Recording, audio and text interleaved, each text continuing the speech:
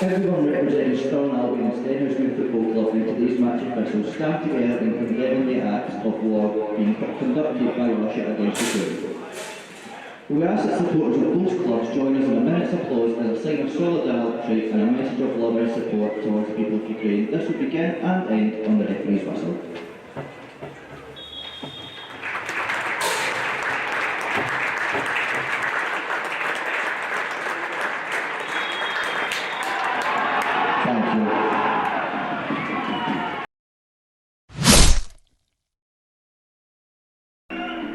Hello ladies and gentlemen, welcome to Warriors TV for Cinch League 2 action as the Warriors make a short trip to Forth Bank to take on Stirling Albion.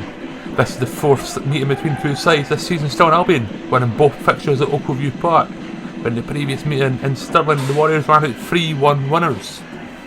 The Warriors come into the game on the back of a 5-game unbeaten run, whilst the host Stirling Albion have 1 win in 16 league games, coming against the Warriors back in January. The Warriors' win could put them into 4th place ahead of Edinburgh City depending on their result. And it will be Tamar to get us underway for the Warriors. Waiting on the referee's whistle and away we go. Popping back to Crichton and it is launched forward looking for Darren Christie on the right wing. He'll be away for a goal kick, too long pass there from Crichton. So now winning the ball played forward. It's headed away by Crichton. Once again, cleared back down the field. Crichton winning it in the air, heads it away, and Warriors try to head it away from their own half, but ball played through now. But Adam Corbett chases back and cuts away and looks to take the ball down the field, puts it forward, but it's blocked out. Spider-Man wins the ball in there, and Corbett heads it inside, but it finds a path for the Stirling player. It's a chance there, and it's just wide of the target. Stirling Albion looking dangerous early on. Corner to the Warriors, Ewan O'Reilly to take ball in. Crichton with header and it's just wide of the target. Sean Crichton looking to make his 4th goal of the season here at Forth Bank, just wide of the target. Albion with the ball on the right. Dunsmore making his debut. Drives inside. Puts the ball into the box, it's the ball back, it's a shot and it's wide of the target. Winning a corner for the Beanos. Another corner for the Warriors. Ball in. Jameson knocks up in the air. It's still floating around the Stirling box, and the Warriors put it back in the injured. Thompson with a shot, and it's into the hands of Blair Curry. Who's going to start an attack for Stirling? Jameson. Oh, his pass is blocked out there. Puts it back to Wilson, and his clearance deflected away into the path of Wedderburn. Gets the ball under control, plays it towards Miller. And that'll be a free kick there, challenge from Mark Blair, done in yellow, and the referee showing him his 2nd yellow of the game.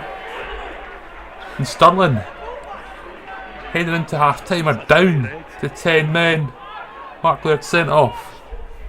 Corbett firing the ball forward. It's headed on. Path of Christie. Gets the better, puts it to Orr, has a shot.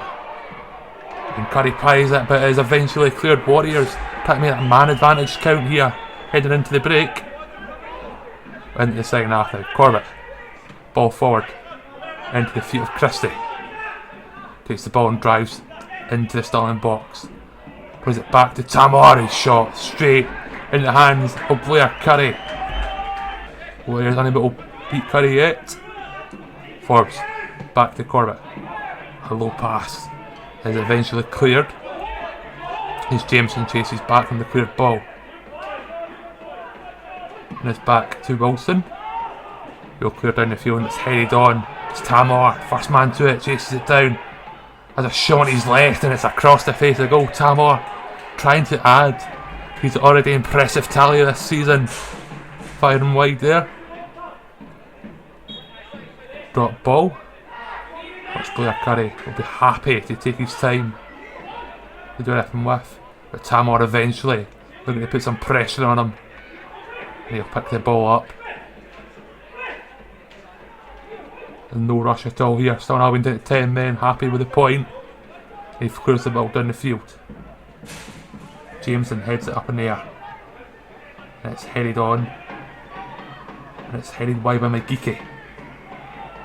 Ball cleared, blocked there by Miller. Gets on possession.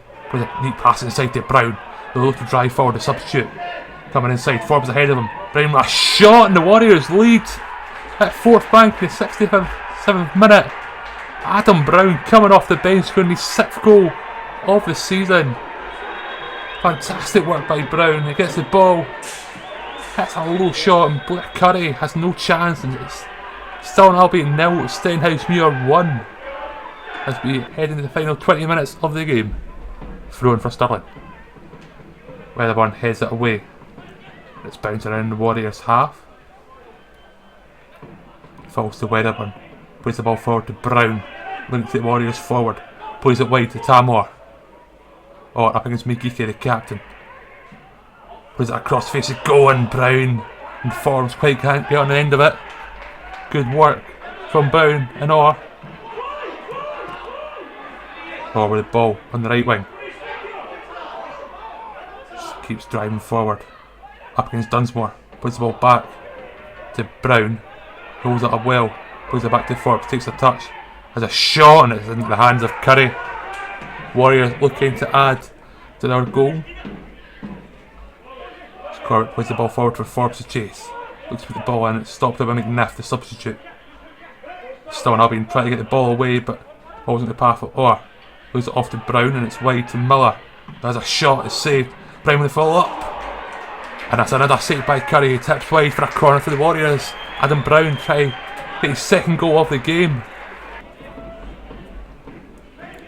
Free kick. Taken long. Head up in the air by Mikey Anderson. Still in the Warriors box.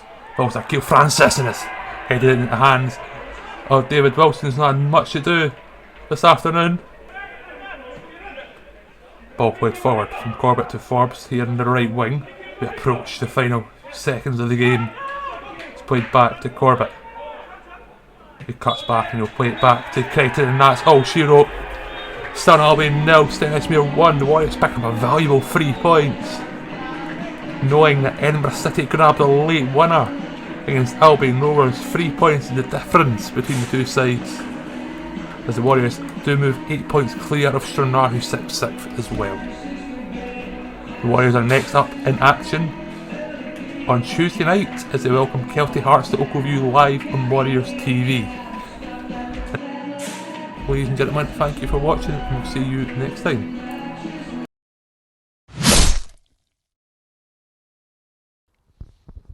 Well, Stephen, I 1-0 here at Fourth Bank. What's your thoughts on the game? I thought first 20 minutes was quite even. We tried to set up today with Daz and Ewan in the wide areas. The last time we came here, we caused them real problems doing that. With Tom Old roping in as well, just to kind of help the midfield.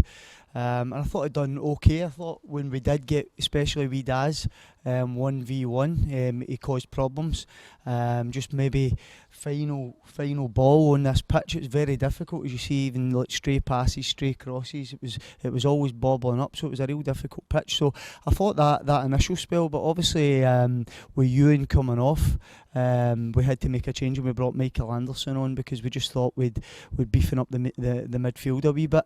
And after doing that, I thought we finished the half okay, and then obviously right before half time they get reduced to 10 men. So the big test for me at half time was, you know, can we manage to deal with the advantage that we had and try and get a goal. I stressed to the boys, can we be patient, because I knew it could have easily have been, you know, you've seen Tam and Bruni boiling over because they're angry with each other, but I think overall we just about scraped it, and credit to Stirling Albion because, you know, they set up well and they tried to hit us in the counter, and I think we deserved it in the end. Yeah, something we don't see too often here at the Stenhousemuir, where a substitute comes on and goes on to score, and Adam Brown, of course, he got the ball and he had Tam on and Ross up the other side, but he went himself, had a shot hit low and beat the keeper. How big of an impact do you think Adam had on the squad when he came on? Well, it was great because I think every time we were in that position with somebody bearing down and they were backing off, we always picked the wrong pass, slipping somebody through, playing it over the top, or heavy passes, I said. So it was just, you're going, what decisions are you going to make, what decision, and they just kept backing off. And credit to Adam, he just went and smashed it, and it went low into the corner, which was great to see, because as the game wore on, you were wondering, will we get this breakthrough? And Adam, we know he's a quality player. He's great for a goal, and he proved that. And I think he's been frustrated over the last month with his game time, and he's done himself no problems there with obviously coming on and getting the goal. Of course, you mentioned in the first question, Ewan O'Reilly went off injured in the first half. Any updates on him? Well, Ewan's had a problem for over a week now. Before that many games, before the Forfar game, the Thursday before, he actually had an impact injury with Jordan Tappin, and we were trying to manage it, and we obviously brought him on the other night against Edinburgh, but he said it flared up slightly, but as of yesterday, he felt a lot better, so we decided, stick with the game plan we initially decided to go with, and we gave Ewan a shot. But he drove inside, and Laird actually put studs right on his knee, and it's obviously hit the exact point which he was struggling with. So we'll just need to wait up, and hopefully Ewan can be okay for Tuesday. And of course, we're still sitting fifth after Edinburgh City scoring a late winner against Albion Rovers, but we look ahead to Tuesday night. We were taking on league leaders Kelty Hearts, a team that have been running away with the league, but in the last couple of months they've shown a few cracks. Yep. Okay. I mean, you say a few cracks, but I mean, Kelty's form has been exceptional this year. Like you say, they have run away with the league, and all credit to them. It's only a matter of time before they're crowned champions, and they deserve a lot of credit. We've just got to find a way where how we set up against them, because I think it's easy. It's easy enough for teams to go right backs to the wall against Kelty, but you've also got to be cute in a way that you find a way to actually still go and try and hurt them, and that's the puzzle we'll need to try and solve from now to Tuesday, and find the right players to fit the right positions, and hopefully we can get it right, because the boys are in a good place. And I just said to them there, obviously another clean sheet. I didn't know where one of them would have came from a couple of months ago, so it shows you how it can change. So we've just got to get this confidence that we've got, and take it into Tuesday, and hopefully we can get 3 points. Yep, on to Tuesday. Cheers, Stephen. Thank you. That's good. Well, Adam, off the bench into the score sheet, and it's your sixth goal of the season. How are you feeling?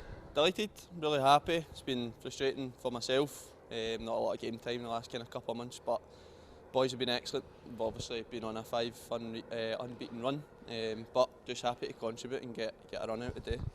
Of course, you said 5. It's, I think it's 6 now after the result today, and it's a massive 3 points heading into the final 9 games for us. How important do you think that result today and the previous results are heading into Definitely, those games? It's momentum in it. It's confidence for the boys. We needed a result today, especially going down to 10.